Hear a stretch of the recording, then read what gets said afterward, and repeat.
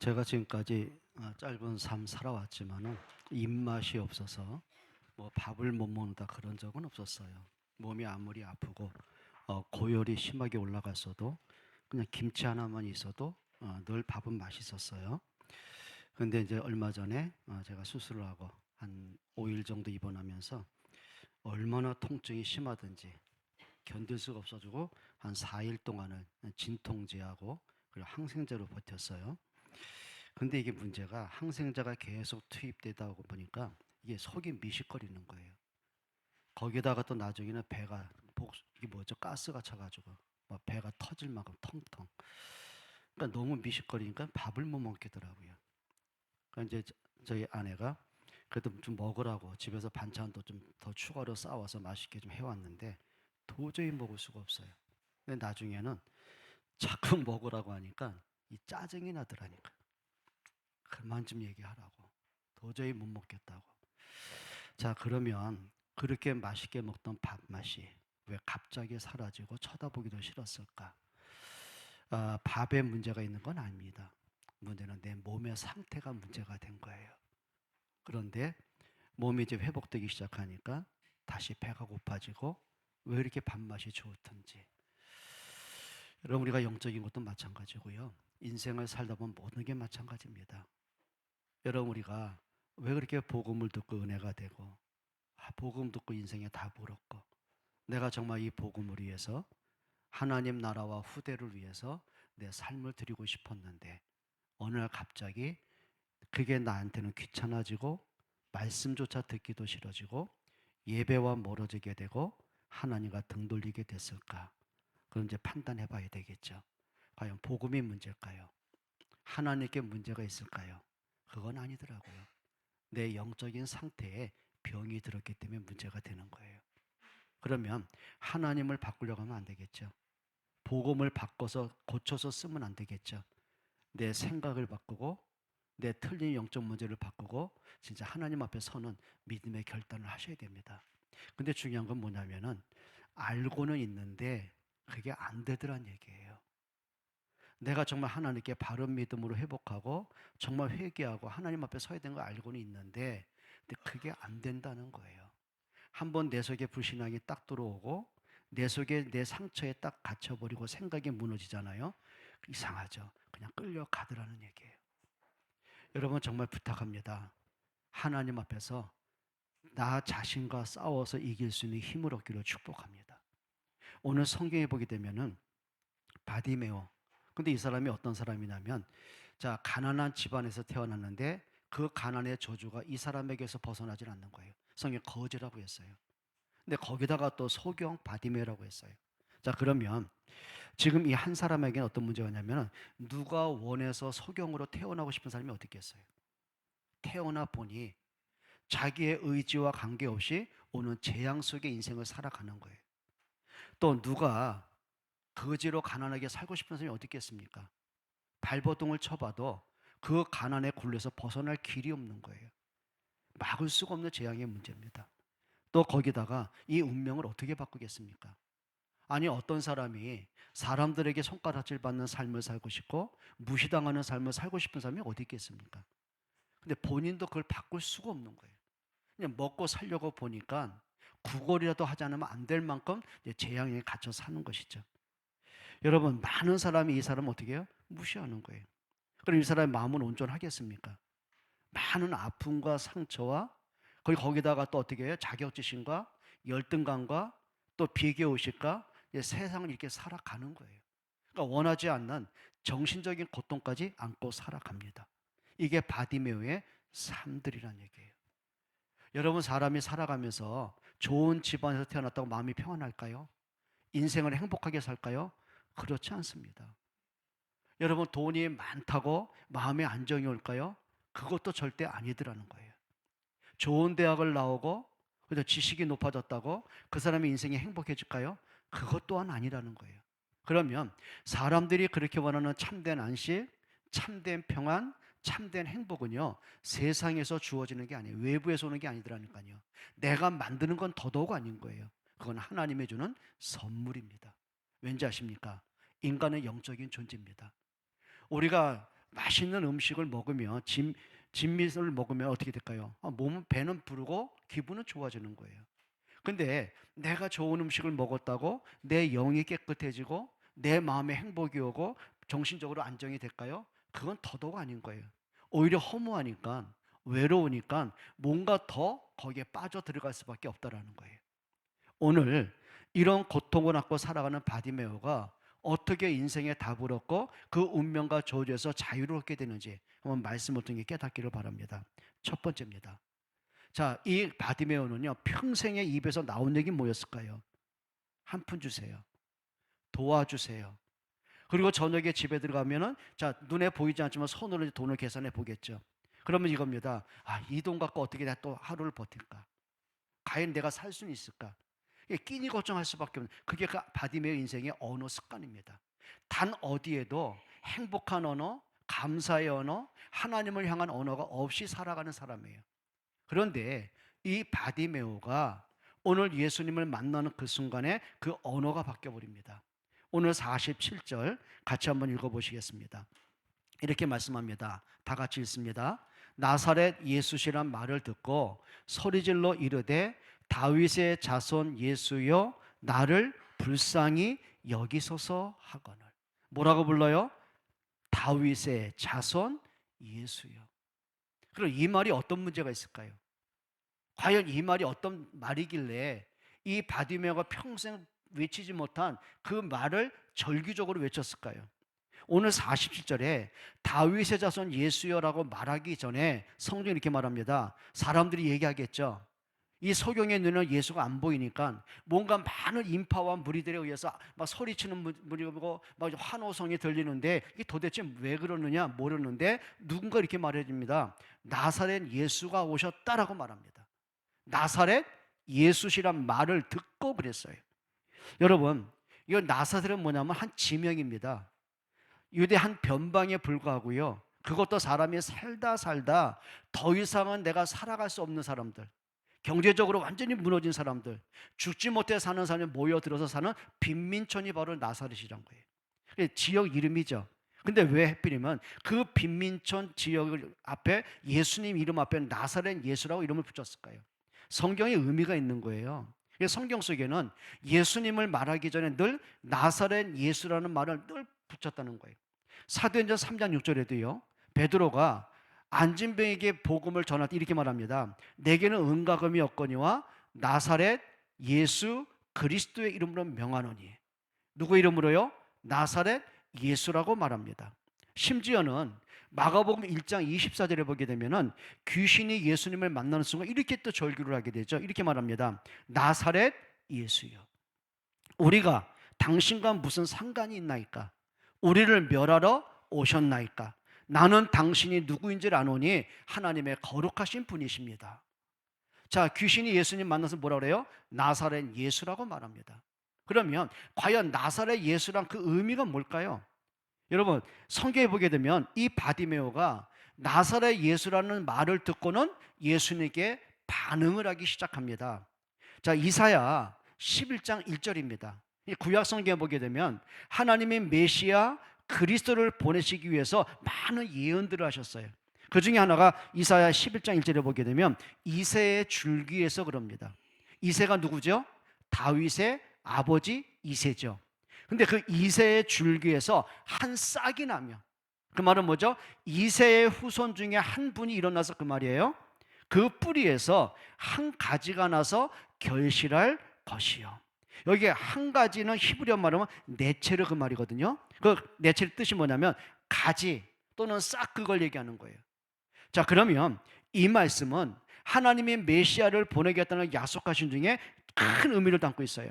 자, 다윗의 아버지 이새의 가지에서 태어나게 하신다는 그 말씀은 뭐냐면 나사렛 지명은 구약 성경과 연결되어 있는 암호 같은 단어입니다. 암호 같은 단어. 그럼 이 땅에 많은 위인들, 현인들, 영웅들이 태어나겠죠. 근데 이 땅에는 많은 위인과 영웅을 얘기하는 게 아니에요. 하나님은 단 한 분.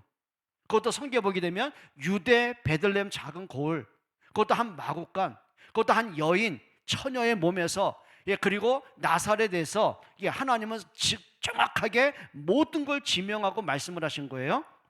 그러면 이 나사렛은 히브리어 어떤 데 아까 말한 한 가지 니체리란 말이라고 했죠. 그건 네체리에서 유래된 언어거든요. 그러면 유대인들 가운데는 메시아에 대한 갈망이 있는 사람 가운데는 나사렛은 굉장히 예민한 단어입니다. 그럼 이 땅에 나사렛에서 분명히 하나님의 아들 그리스도가 태어날 것인데 이제 그걸 갈망하고 있는 거죠. 자, 근데 더 중요한 게 있는 거예요. 이 바디모에게도 많은 소문이 들립니다. 자기의 삶이 너무 지친 삶이고 무너진 삶이고 소망 없는 삶이다 보니 예수님에 대한 소문이 자기의 마음에 흥분과 기대로 꽉 차게 만들어요. 그게 뭘까요? 예수께서 죽은 나사로를 살리셨다는 말씀도 듣게 됩니다. 그리고 귀신도 쫓아냈다는 말씀도 듣게 됩니다. 많은 문둥병자와 병자를 고치시는 기적을 행하셨다는 걸 보게 됩니다. 그런데 이 바디메고 기대한 게 뭐냐면 그 예수로 인해서 나와 같은 불치병자가 다 고침을 받았으니 나도 그분 만나면 살겠다라는 기대심이 아닌 거예요. 딱 결론이 그겁니다. 자, 인간의 생명을 주관하실 분이 그리스도 말고 메시아 말고 누가 있겠냐? 그러면 그 예수가 그리스도라는 사실을 언약을 붙잡고 있는데 그 예수가 자기 있는 곳에 이제 지역에 찾아오는 거죠. 그리고 이렇게 말합니다. 나사렛 예수가 오셨다라는 말 듣는 걸 뭘 본 거죠? 그동안 기대했던 그리스도에 대한 갈망이 거기서 폭발하기 시작합니다. 나사렛 그 한 단어에 예수 그리스도 고백하면서 하는 말이 이겁니다. 다윗의 자손 예수요. 여러분, 다윗의 자손 예수요, 그 말은 뭘까요? 성경 분명히 얘기하죠. 마태복음 1장 1절은 예수님의 태어난 족보를 얘기합니다. 그런데 마태복음 1장 1절 시작을 이렇게 말합니다. 아브라함과 다윗의 자손 예수 그리스도의 세계라. 그거는 한 족보를 얘기하는 게 아니에요. 구약 성경에 하나님 분명히 약속하셨어요. 이새의 줄기에서 다윗의 혈통을 통해서 메시아가 올 것을 하나님 누누이 강조하신 거예요.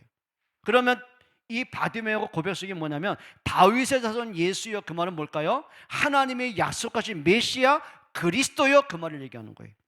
여러분, 우리가 신앙생활하고 인생 살면서요 말씀을 듣고 살 거 아닙니까? 근데 진짜 중요한 게 있습니다. 놓쳐서는 안 될 게 있습니다. 예수가 그리스도라는 언약 놓치지 않는 여러분 되기를 축복합니다. 오늘 47절 이렇게 말하죠. 나사렛 예수란 말을 듣고 그랬어요. 여기 듣고, 그 말은 뭘까요? 소문으로만 듣고서 인지한 게 아니에요. 소문을 듣고 마음속에 기대를 품은 게 아니에요. 여기 듣고란 말은 뭐냐면 자기의 온 마음과 인생 전체를 두고서 마음의 의지를 얘기하는 거예요. 그걸 얘기하는 것이죠. 여러분, 우리가 그동안 많은 복음을 듣고 그리스도에 대한 말씀을 듣고 지금까지 왔어요. 근데 여러분들이 하나님의 말씀을 들으면서 그리스도 이름을 들으면서 어떤 게 더 크게 들려지십니까? 여러분, 이걸 찾아보셔야 되거든요. 자, 예수님이 육신 입고 이 땅에 오셨어요. 그리고 많은 기적을 행하셨어요. 죽은 자도 살리셨고 병든 자를 고치셨고 배고픈 자를 먹이셨어요. 근데 모든 사람들과 제자들까지는 뭐가 보이냐면요, 그걸 보고 예수님을 따라온 거예요. 기대를 가졌어요. 그렇죠. 배고플 때 떡을 주는 그 예수, 병들어 고통받았을 때 치료해주는 그 예수, 우리가 로마의 압제를 당해서 고통받고 신음하고 살고 있는데 우리를 로마의 압제로부터 해방하실 그 예수, 그걸 굉장히 기대한 거예요. 근데 문제가 생긴 겁니다. 그 예수가 오랫동안 살아계셔서 자기들이 기대한 것을 이루셔야 되는데 늘 하시는 말씀이죠. 예수가 인자가 죄인들의 손에 팔려서 많은 능력과 고난을 받은 후에 십자가에 못 박혀 죽은 지 3일 만에 부활할 것이다. 예수님이 죽는다는 그 말이에요. 베드로와 제자들이 못 견딘 겁니다. 그래서 마태복음 16장 23절에 그 말이거든요. 베드로가 예수님 말씀 듣고 난 후에 항변했다고 그랬어요. 예수님을 벽에 밀어붙이면서 항변했다. 인상을 쓰고 악을 쓰고 눈을 부라리고 뭐라 하죠? 결코 죽으면 안 된다는 거예요. 왜요? 자기들이 들었던 건 뭐죠? 그냥 말씀 듣고 은혜 받았어요. 기대했던 건 뭐죠? 자기들의 문제를 해결해 줄 것을 기대했어요. 그런데 자기들의 기대가 무산될 거라는 생각 때문에 예수님의 십자가가 안 보인 거예요. 여러분 기억하셔야 됩니다. 우리 속에 예수님의 기적도 들으셔야 됩니다. 소망의 메시지도 들으셔야 됩니다. 치유의 말씀도 들으셔야 됩니다. 회복의 은혜도 누리셔야 됩니다. 근데 진짜 들을 게 있는 거예요. 그리스도의 십자가의 죽음을 듣기를 축복합니다. 예수님의 십자가의 죽음의 사건이 없다면요, 그리스도가 아무리 기적을 행한들, 병든 자를 고친들, 떡을 배불리 먹게 한들, 그분은 그리스도가 될 수 없는 거예요. 우리는 죄 문제 해결할 길이 없는 거예요. 그런데 제자들에게는요, 예수님의 십자가에 죽으시겠다는 말씀을 들을 수가 없었어요. 더군다나 예수님의 십자가의 복음을 듣지를 못하니까 예수님의 부활했다는 말씀도 듣지를 못하는 거예요. 심지어는 막달라 마리아와 여러 여인들이 예수님의 무덤을 찾아갔을 때 빈 무덤을 확인합니다. 부활하신 예수님을 만납니다. 그리고 제자들이 와서는 다급하게 전달합니다. 우리가 부활하신 예수 만났다고요. 그럼 제자들이 그때라도 깨달아야 될 거 아닙니까? 근데 이렇게 봤어요. 혀를 끌끌 차면서 네가 얼마나 외로웠으면, 네가 얼마나 허탄했으면 헛것을 받겠느냐. 제자들이 느낀 게 그거였어요. 들으려고 하지는 않는 거예요. 여러분, 도마가 제자들이 목격한 예수님의 부활을 얘기하잖아요. 그 말을 듣고는 믿었습니까? 아멘을 합니까? 마음이 움직입니까? 아니요, 마음이 더 다쳤어요. 왜요? 나는 예수가 죽는 거 똑똑히 봤는데, 그분이 못 박혀 죽는 것도 봤고, 옆구리에 창이 찔리는 거 봤고, 숨이 끊어진 거 봤고, 무덤에 안장된 거 봤는데 죽은 자가 어떻게 살아나? 이렇게 말합니다. 자기 말만 하는 거예요. 말씀을 들으려고 안 하고 자기가 생각한 말만 하는 거예요. 불신앙의 말, 자기의 정신적인 생각에 잡힌 말, 이론적인 말, 종교적인 말, 여러 가지 자꾸 해요. 뭐라고 하는지 아십니까? 너희 말이 진짜라면 창자국나 옆구리에 손가락 넣어보고, 못 자국나 손바닥에 내 손가락 넣어보고 그 흉터 있으면 내가 믿을게라고 말합니다. 그때 부활하신 예수께서 도마를 찾아오셔요. 이렇게 말씀하십니다. 도마야, 네 손가락을 내 옆구리에 넣어보고, 손바닥에 손가락을 넣어보고 나인 줄 믿으라. 그때서야 도마가 듣는 게 달라졌어요. 자기가 보고 싶은 것만 보려고 하다가, 듣고 싶은 말만 들으려고 하다가, 하고 싶은 말만 했던 그 도마가 말씀을 듣고 난 이후에 이렇게 고백을 합니다. 나의 주, 나의 하나님이십니다. 여러분, 잘 듣기를 축복합니다. 우리는 그러잖아요. 은혜 받으세요. 아멘. 복 받으세요. 아멘. 자녀들에게 하나님의 축복 있기 바랍니다. 아멘. 아멘 자신 있게 합니다. 그런데 진짜요, 우리가 그리스도의 십자가를 바라보세요. 그리스도의 부활을 바라보는 여러분 되기를 축복합니다. 이론을 바라보라는 게 아니에요. 왜 예수가 십자가에 못 박혀 죽었습니까? 그리스도가 십자가에 죽지 않으면 내 죄는 해결할 길이 없어요. 사망에 갇힌 내가 생명 얻을 길이 없어요. 사단의 올무에서 벗어날 길이 없어요. 여러분, 진짜입니다. 복음을 바로 듣는 여러분 되기로 축복합니다. 그리고 47절에 이렇게 말합니다. 그가 더욱 소리질러 이르되. 여기 소리를 쳤단 말은 뭘까요? 그냥 외쳤다는 말이 아닙니다. 내가 겪고 있는 문제보다, 내가 당하는 고통의 문제보다, 내 삶이 지금까지 비참하게 살아온 그것보다, 사람들이 나를 짓밟고 비웃고 모욕하는 그 소리보다 그리스도가 더 크게 보이는 거예요. 여러분, 성경에 보게 되면요, 많은 무리가 그 바디메오를 무시하잖아요. 시끄럽다, 잠잠하라. 그 말은 뭘까요? 무시한 거예요. 평상시에도 가난하고 거지고 소경이고 삶이 무너진 사람이고 자기들이 동전 하나 던져주지 않으면 밥조차 먹을 수 없는 그런 어리석은 사람인 걸 늘 무시했던 거예요. 그러니까 자기들이 무시한 사람이 그 많은 사람 앞에서 예수님 만나기도 소리를 치니까 가만 안 둬요. 잠잠하라. 꾸짖었어요. 책망했어요. 그럼에도 불구하고 이 바디메오가 자기에게 들리는 소리, 예전에는 동전 주면서 그 소리만 들었어요. 사람들이 무시하는 소리 들을 때마다 의기소침했어요. 근데 이제는 그게 아니었어요. 주님 앞에 나왔어요. 뭐라고 합니까? 그가 더욱 소리질러 이르되 다윗의 자손 예수여. 그냥 무의미한 외침이 아니에요. 인생 전체가 그리스도께 던져지는 절규인 것을 보게 됩니다. 소리질렀어요. 여러분, 우리의 소리침은 어디에서 멈출까요? 힘들어 죽겠어. 화나 죽겠어. 억울해 죽겠어. 인생은 왜 이렇게 나는 사는 게 이렇게 힘들고 꼬이는 것만 생겨. 우리의 늘 외침이 그럴 때 많죠. 그러다 보면 하나님을 향해 또 외칩니다. 하나님이 계시면 이럴 수가 있냐고 또 불신앙의 소리도 할 때가 많지 않습니까? 여러분, 주님 앞에 외치는 여러분 되기를 축복합니다. 진짜 여러분이요, 하나님 앞에 서기를 축복합니다. 여러분, 사람과 사람의 관계에서 갈등과 다툼과 분쟁이 왜 올까요? 예? 왜 올까요? 내 기준에서 벗어나면, 내가 원하는 대로 되지 않으면 속상하고 화가 나고 무시당한 것 같고, 그러니까 어떤 말이 할까요? 악을 쓰고, 그렇죠, 분쟁하고. 여기에서 멈춤. 이제는 진짜 소리치는 걸 바꿀 수 있길 바랍니다. 주님 앞에 외칠 수 있는, 사람 앞에 외치면 안 돼요. 주님 앞에 소리칠 수 있는 여러분들로 축복합니다. 그러면 여기 다윗의 자손 예수여라고 외쳤던 그 바디메의 그 이유가 뭐라는 것입니다. 그 말은 뭔지 아세요? 하나님이 약속하신 메시아를 아는 믿음의 고백의 외침이었다는 거예요. 그냥 외치지 않았어요. 나 인생 비참해요. 나도 좀 눈 뜨고 살고 싶어요. 나도 좀 이렇게 비참하게 구걸하지 않고 떳떳하게 살고 싶어요. 무시 안 받고 살고 싶어요. 우리 그것 때문에 주님 앞에 나올 때가 얼마나 많아요.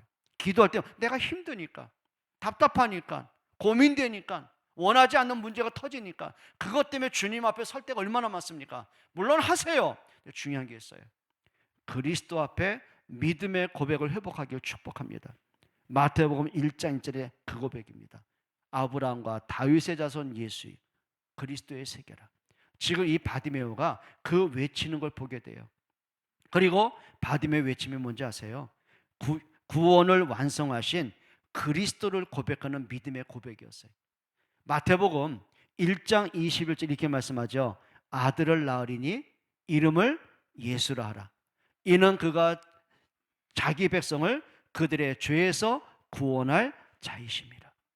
여러분, 단순하게 우리 육신 문제 해결 정도가 아니라 우리에게 생명 대신 그리스도를 고백하는 여러분 되길 바랍니다. 여러분, 그리스도에 대한 신앙 고백 하실 수 있습니까? 평상시에는 얼마든지 하죠. 뭐 주는 그리스도시요. 여러분, 베드로가 주는 그리스도라고 고백했어요. 그런데 진짜 고백할 순간이 왔을 때 예수를 부인하더라고요. 여러분, 우리가 삶에서 뭐 하나님의 살아계시고 뭐 내가 하나님 자녀가 됐고 예수는 그리스도고 얼마든지 고백할 수 있어요. 근데 진짜 고백을 해야 될 때, 여러분, 믿음의 아름다운 고백이 회복되는 여러분 되기를 부탁합니다. 마태복음 16장에 보게 되면 예수님 질문하시죠. 사람들이 나를 누구라고 하느냐. 그때 제자들이요, 떠도는 소문을 가지고 예수님께 보고합니다. 어떤 사람 뭐라 그러죠? 기적을 행하는 엘리야라고 예수님을 착각을 했어요. 또 어떤 사람들은 박에 운동하는 예레미야라고 예수님을 그렇게 판단했어요. 또 어떤 이들은 예수님을 향해서 사회 정의를 구현하는 정치적인 지도자로 그렇게 생각하기도 해요. 또 어떤 사람들은 너무 말씀이 깊이 있고 은혜가 되다 보니까 선지자라고, 종교 지도자라고 그렇게 평가하기도 했어요. 단 한 사람도 예수님을 향해 그리스도로 고백하지 않더라고요. 여러분, 우리가 예수님을 고백함에 있어서 물론 우리가 들었으니까 뭐 예수는 그리스도 뭐 얼마든지 할 수가 있잖아요. 근데 진짜 중요한 게 있습니다. 우리의 삶에서 어떤 내가 문제가 있고 힘듦이 있고 갈등이 있을 때 과연 그래도 예수는 그리스도인지 여러분 기억하셔야 돼요. 기억하셔야 돼요. 지난주에 이제 유한이가 이제 뭐 편도 때문에 수술하는 문제에서 이게 절개하는 수술을 했어요. 근데 은총이도 편안한 몸은 아닌 거예요. 만삭의 몸인 거예요. 자기도 피곤한 거예요. 그러면 나무에 같으면 자기는 만삭이지, 피곤하지, 서울까지 지가 직접 운전해 가야 되는데 어떻게 감당이 되겠습니까? 근데 중요한 게 있어요. 자기가 힘들고 피곤하고 그것이 문제가 아니에요. 내 사랑하는 아이에게 절실한 걸 알기 때문에 그러는 거예요. 여러분, 우리가 의무적으로 할 때하고요, 책임감으로 할 때는요, 지칩니다. 지속할 길이 없습니다. 그런데 정말 사랑하는 마음으로 내 인생 가운데 가장 소중한 아이를 볼 때는요, 나와 관계가 없는 거예요. 그냥 하게 되는 거예요. 여러분, 믿음의 고백이 뭔지 아세요? 진짜 믿음의 고백. 예수가 그리스도이심을 진짜 믿는다면, 그리스도가 나의 구원자임을 진짜 믿는다면, 내 생명의 왕이심을 진짜 믿는다면 내 형편과 상황과 관계가 없는 거예요. 여러분, 믿음의 고백 분명하게 할 수 있기를 주의 이름으로 축복합니다. 자, 오늘 바디메오 크게 두 번째로 이렇게 말합니다. 한번 따라합시다. 나를 불쌍히 여기소서. 오늘 47절에 그 말이죠. 나를 불쌍히 여기소서. 그 말은 뭘까요? 내 꼬라지가 이렇고 내 행실이 이렇고 내 삶이 이렇고 이걸 불쌍히, 그걸 얘기하는 게 아니에요. 자기 자신이 누군가라는 거예요. 그 말은 뭔지 아십니까? 나는 하나님 앞에 진짜 죄인입니다. 하나님 앞에 나갈 자격이 없는 존재입니다. 그러나 나는 하나님의 은혜를 갈망합니다. 하나님의 긍휼을 진짜 원합니다. 여러분, 하나님의 은혜와 긍휼 앞에 간절함을 호소할 수 있는 여러분들에게 축복해요. 오늘 성경이 그랬죠. 한번 47절 다시 한번 읽어보겠습니다. 47절. 나사렛 예수시란 말을 듣고 소리질러 이르되 다윗의 자손 예수여 나를 불쌍히 여기소서 하거늘. 그 다음에 48절 중요합니다. 한번 같이 읽어볼까요? 많은 사람이 꾸짖어 잠잠하라 하되 그가 더욱 소리질러 이르되 다윗의 자손이여 나를 불쌍히 여기소서 하는지라. 뭐라 그랬습니까? 지금 바디메오는 예수가 그리스도시면 믿어요.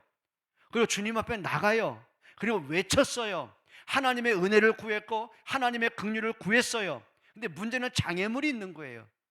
더 이상 내가 외칠 수 없을 만큼, 더 이상 바디메오가 예수님께 달려가지 못할 만큼 큰 장애물이 생깁니다. 그게 뭘까요? 잠잠하라. 꾸짖는 사람들이 내 앞에 있었어요. 여기 뭐 한두 사람이 아니에요. 여기 많은 무리라고 했어요. 그러면 수많은 인파가 예수님 주변에 있었다는 얘기 아닙니까? 그러면 모든 사람이 하나같이 인상을 쓰고 손가락질하고 악을 쓰고 잠잠하라 꾸짖기 시작하는 거예요. 그러면 바디메오가 평생 그렇게 눈치 보고 살았잖아요. 사람들 손가락질 받고 살았잖아요. 거기에 대한 한마디 항변도 못했잖아요. 왜요? 항변할 수 없는 게 뭐예요? 그 자기를 욕하는 사람들이 돈을 던지지 않으면 살 수가 없는 사람이에요. 이렇게 지친 인생을 살아왔던 사람이에요. 근데 이때는 달랐어요. 이때는 달랐어요. 지금까지 살아왔던 그 생각과 지금까지 살아온 자기 열등감과 상처로 문제를 본 게 아니에요. 그리스도가 아니면 안 된다는 한 가지 앞에 믿음으로 달려갑니다. 여러분 기억하세요. 우리가 바른 믿음으로 살아갈 만큼, 우리가 하나님을 향해서 진짜 내 마음을 온전히 드릴 만큼, 올바로 예배할 수 있는 만큼 우리의 삶이 그렇게 넉넉합니까? 그러지 않을 때가 많아요. 현실적인 많은 문제가 있어요. 사람과의 많은 갈등과 시험거리가 있어요. 내 가정 문제, 자녀 문제, 부부 문제, 경제 문제, 건강 문제, 많은 문제 터져요. 그때마다 내가 주님을 바라보고 주님 앞에 간절히 호소하고 주님 앞에 달려가야 되는데 자꾸 멈칫멈칫해요. 반대로 가요. 불신하러 가요. 때로는 내 욕심 때문에, 내 틀린 동기 때문에. 그게 아담의 문제 아닙니까? 자기의 욕망과 욕심 때문에, 자기의 틀린 생각 때문에, 잘못된 가치관 때문에 하나님과 반대로 갈 때가 참 많은 거예요. 근데 오늘 바디메오는 반대였어요. 지금까지 살아왔던 자기 생각대로, 상처받은 생각, 무너진 생각, 열등감의 생각, 사람들 무시당한다는 자격지심의 생각으로 간 게 아니라 그리스도와 나와의 관계였어요. 여러분 믿음이 뭔지 아세요? 하나님과 나와의 1대1의 관계입니다. 근데 하나님과 나와의 관계 속에 뭐가 자꾸 들어옵니까? 어떤 장애물이 자꾸 들어옵니까? 기억하셔야 돼요. 기억하셔야 돼요. 여러분 바디메오가 믿음에 결단합니다. 여러분 끊어낼 수 있는 힘을 얻기를 축복합니다. 우리가 주님 앞에 설 때는, 말씀 앞에 서는 데에서는, 예배자로 하나님께 나가는 데 대해서는 내 생각이 아니라 지금까지 살아왔던 나의 사고방식과 의식과 체질이 아니라 말씀 앞에 설 수 있는 여러분 되기를 축복합니다. 그리고 그럴수록 이 바디메오가요 주님 앞에 더 가까이 나갈 수 있는 영적인 힘을 갖고 있다는 사실이에요. 48절 다시 한번 읽어봅니다. 이렇게 말합니다. 많은 사람이 꾸짖어 잠잠하라 하되 그가 더욱 크게 소리질러 이르되 다윗의 자손이여 나를 불쌍히 여기소서 하는지라. 여러분 이 싸움 좀 했으면 좋겠어요. 진짜 영적 싸움은 다른 거 아니에요. 내 자신과의 싸움이에요. 외부에서 오는 시험거리는 언제든지 있습니다. 사단은 언제든지 여러분을 공격합니다. 그건 당연한 거예요. 여러분 기도하시는 가운데 내 평생에 어려움 당하지 않게 해줄 그런 기도, 어리석은 기도하지 마세요. 이 아이가 살아가는 인생 가운데 문제없는 평안한 삶 살게 해주세요. 그런 기도하지 마세요.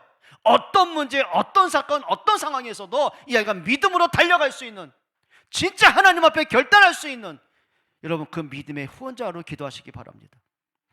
오늘 바디메오가 그 기도한 거예요. 멈추지 않았어요. 장애물, 또 부딪히는 거, 지금까지 평생을 상처 속에 있는 그 상처에 또 걸려든 게 아니라 그걸 뛰어넘었어요. 아니 깨트렸어요. 주님과 나 사이에 가로막고 있는 모든 문제들을 정복할 힘을 얻었어요. 여러분 믿음은 다른 거 아니더라고요. 내 눈으로, 내 생각으로, 지금까지 살아왔던 방식으로가 아니에요. 주님과 나와의 관계였어요. 그가 더욱 크게 소들. 여러분 자꾸 예배가 안 됩니까? 더욱 예배자로 나오세요. 말씀을 듣기가 싫습니까? 더욱 말씀을 사모하세요. 기도할 힘조차 없습니까? 더욱 부르짖으세요. 여러분 하나님 앞에서는 여러분 되기를 축복합니다. 그리고 바디메오가 깨달은 게 뭘까요? 그리스도에는 다른 답이 없어요. 그냥 저분 만나야 내가 병도 고침받고 인생이 회복된다, 그 정도가 아닙니다. 그리스도에 대한 진짜 믿음의 결단이 되는 것이죠. 마지막 세 번째입니다. 믿음으로 나온 이 바디메오에게 어떤 결과가 있습니까? 예수님이 어떤 일을 바디메오에게 선하게 역사하셨습니까? 49절 한번 보시죠. 49절 같이 읽습니다. 다 같이요. 시작. 예수께서 머물러 서서 그를 부르라 하시니 그들이 그 맹인을 부르며 이르되 안심하고 일어나라, 그가 너를 부르신다 하매. 예수께서 머물러 서서 그를 부르라 하시니. 여러분의 간절한 기도 하나님이 외면하지 않으심을 믿기를 축복합니다. 정말 여러분 기도하셔야 돼요. 사람들의 눈에는 이 바디메오가 어떻게 보였을까요? 무시하고, 그렇죠? 짓밟고 초라하고 자기들의 동전 하나로 인생 근근히 버티는 사람으로 이렇게 무시했던 사람이에요. 근데 예수님의 눈에 이 바디메오는 그런 사람이 아니에요. 복음이 필요한 사람이었어요. 하나님의 은혜가 필요한 사람이었어요. 그리스도의 사랑이 필요한 사람이었어요. 그것 때문에 예수님이 오신 거예요. 예수님 뭐라고 말씀하셨어요? 의사는 병든 자에게 필요하고 인자는 죄인들을 위해서 이 땅에 왔다고 하셨어요. 여러분 사람들이 보는 내가 아니라 예수님이 보시는 나를 찾아내기를 축복합니다. 왜 죽으셨습니까? 왜 부활하셨습니까? 왜 성령으로 지금도 우리와 함께 하십니까? 왜 우리에게 기도라는 선물을 주셨습니까? 하나입니다. 사랑하는 존재이기 때문에 그러는 거예요. 여러분 그게 뭐예요? 예수님이 바디메오 앞에 머물러 서서 뭐라고 하세요? 그를 부르라 초청하셨어요. 여러분 언제든지 예수님 앞에 나아가는 여러분 되기를 축복합니다. 자, 근데 중요한 게 있습니다.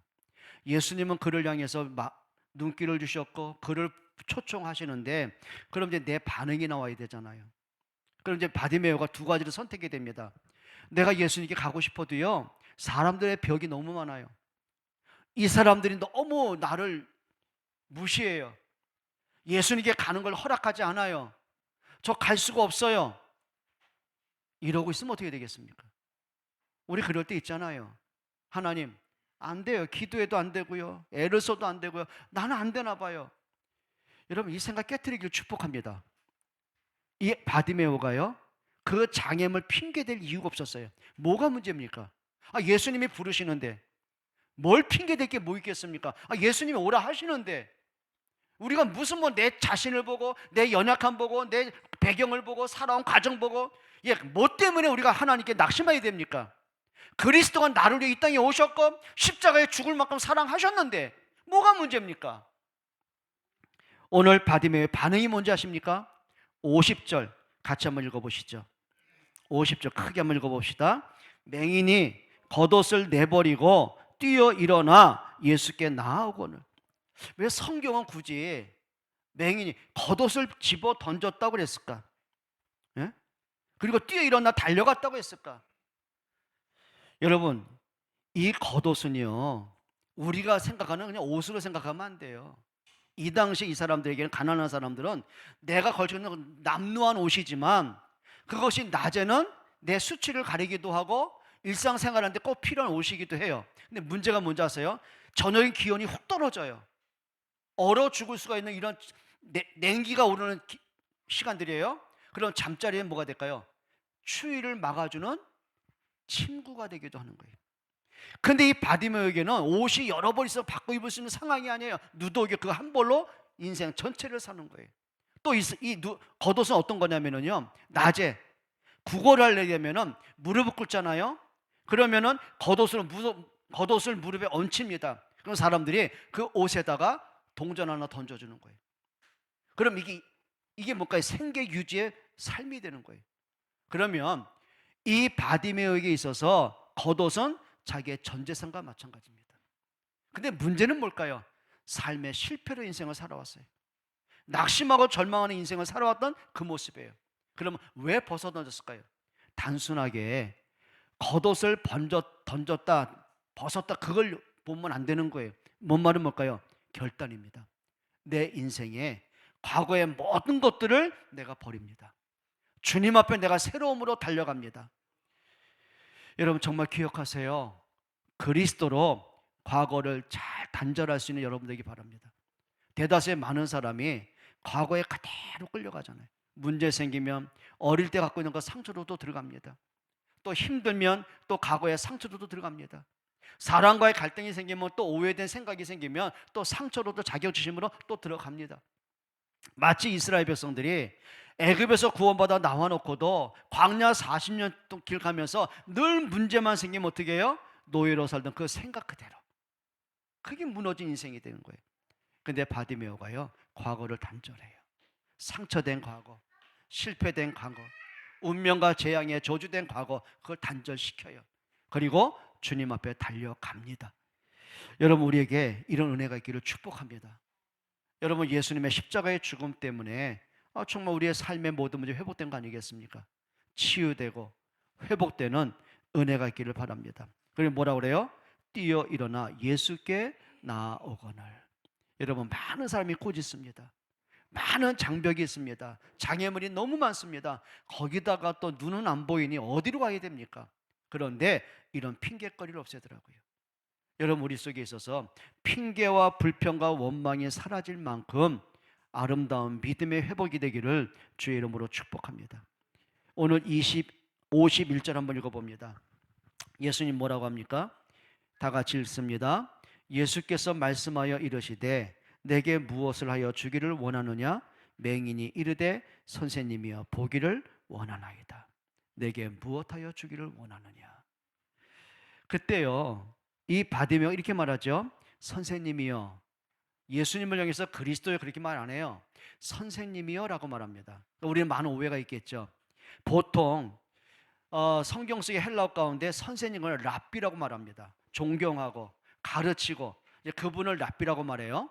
그런데 우리 한글 성경에는 선생이라는 단어는 똑같은데 헬라어 원어에는요 이 선생의 의미가 달라요. 뭐라고 하는지 아십니까? 헬라어는 뭐냐? 랍보니어라고 고백을 했어요. 이 랍보니는 뭐냐면은 단순하게 존경하는 선생의 그 말이 아니에요. 그 말은 뭔지 아세요? 최고의 극존칭을 얘기하는 거예요. 뜻은 뭐냐면 나의 주님, 나의 선생님이요 라는 말이에요. 그 말은 뭐죠? 예수님의 내 인생의 주님이십니다. 내 삶을 이끄시는 나의 지도자이십니다. 그 고백을 하는 것이죠. 여러분, 진짜 여러분들에게 그리스도의 고백이 회복되기를 축복합니다.